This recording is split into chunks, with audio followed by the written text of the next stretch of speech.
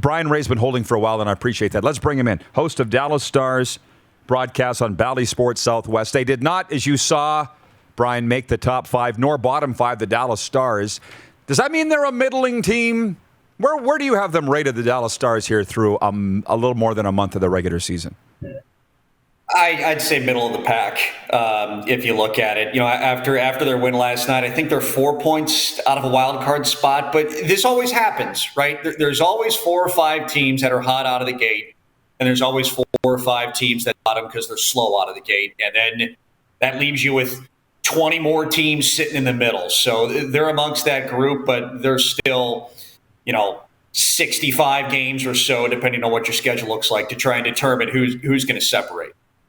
I got to tell you this, by the way, Brian. You mentioned last night's game. Jason Robertson scored twice. Jake Ottinger made 28 saves. Dallas beat Detroit at 4-2. Last time you were on, a lot of our viewers said, really like that Dallas guy. Nice to hear about other teams than the Canadian teams. And I'm like, trust me, I get it. Same thing. So how big of a win was that for Dallas? What did it mean to beat Detroit 4-2 and have those individual performances I just mentioned? Well, first of all, I'm glad your audience enjoyed having me on. I have fun coming on with you guys. And to contribute to the conversation, I was born and raised in St. Louis, so our greatest athlete is probably Jackie Joyner-Kersee, the track and field Olympian. But to keep it hockey, one Pat LaFont was born in St. Louis, Missouri, before he went on to have his career. So I'll throw those 2 names into the ringer to keep your conversation going. But for Dallas last night, that's a huge win. That's only the second time this year they've won consecutive games. And for a team, as you said, that's kind of been middle of the pack, they're searching for some consistency. And I think the last 2 games, there are clear telltale signs that building blocks towards consistency. I think we're going to learn a really big lesson about the Dallas Stars and where they're sort of trajecting in their next game, because they're going on the road to Minnesota. So division game, road game, and one of the better teams to start this season. There's going to be a lot of lessons learned, I think, a couple of nights from now in Minnie.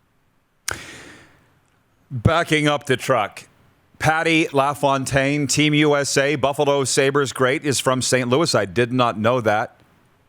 And was it Flojo, or you said Jackie Joyner-Griffith? Not Florence Joyner then. No, it was Jackie Joyner-Kersee, who I believe she went on to win, I think it was 3 gold medals. It might have had a couple of silvers on top of that, but she had a strong run Olympic track and field in the 80s, I believe.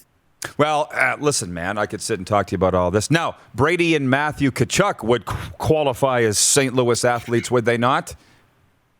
They would, but I think the book is still out. We got to see how those careers progress. They're so early into it, but yeah, that draft class. I mean, there was a handful of kids from St. Louis that came out of that draft class with Brady and Matthew Tkachuk. There was a nice little run there because we're going to go into deep St. Louis history, even though I'm on here to talk about Dallas, but. Peter Stastny was in St. Louis, I believe, when Paul was born, and Keith Tkachuk stuck around at the end of his career, and Jeff Brown stuck around after his career was done. Like, there's a handful of St. Louis Blues players that ended up either sticking around in that community for a while or are still a part of that community when their careers end. Oh, God. We can talk about whatever we want. That's what we do on this show. And the last time, Brian, that I was in St. Louis, I went to a steakhouse. I was telling these boys about it. Deerdorf and Hart's downtown. Tommy Lasorda, I think, had a pasta place there back in the day. Is Deerdorf and Hart's still open, by the way? That was a wonderful steakhouse. Gosh, I haven't lived full-time in St. Louis in like 15 years. So I believe Deerdorf and Hart's did close. Ooh. But that's a Hall of Fame football player whose career was spent with the old St. Louis football Cardinals. Tommy Lasorda, he had ties, I think, just being the Dodgers manager for so long. I mean, now we're getting into baseball. Yogi Berra, the old Yankees player, was born in St. Louis. there was a whole community called the Hill in St. Louis that all those baseball players back in the 40s and 50s and probably even the 60s and 70s, they either were born there or they lived there, and is loaded with really nice but small Italian mom and pop restaurants, because that's the community, that's the demographic, that's what the area was known for in St. Louis. Well, if you ever get asked again, Brian, I just went to the big board here. Yogi Berra, from his Wikipedia, The Hill, St. Louis, Missouri. So Yep. Mic drop, Yogi Berra, St. Louis. There you go. Looks at what we accomplished today. Now, we should get back to the hockey. Central Division is not what I thought it would be. There's a few things that have happened. Vegas, where they are, surprised me a little bit.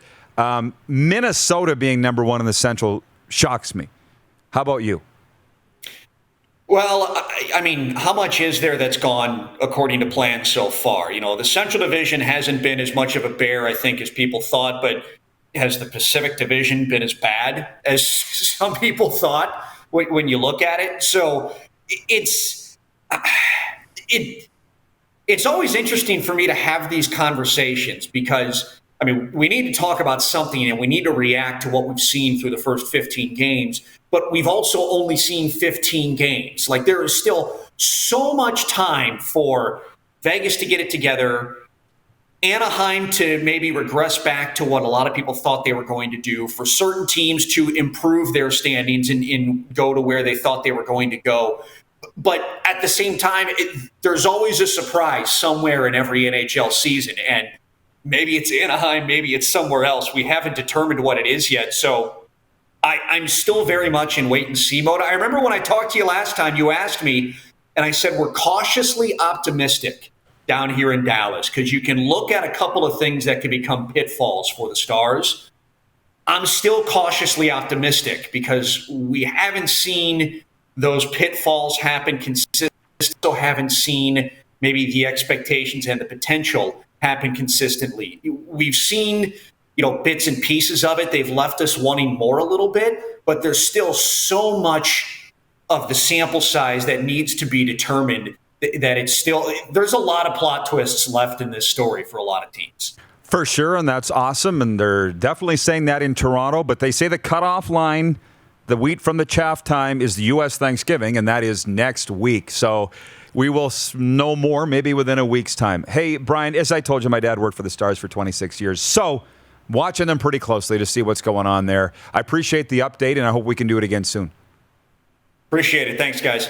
Brian Ray joining us from Dallas Stars TV, Bally Sports Southwest. Hey, everybody. Thanks for watching the RP Show on YouTube. And don't forget, we're live daily on YouTube from noon to 2 Eastern. If you like what you see, hit subscribe. And if you like the program, check around for other segments of The Rod Peterson Show here on YouTube.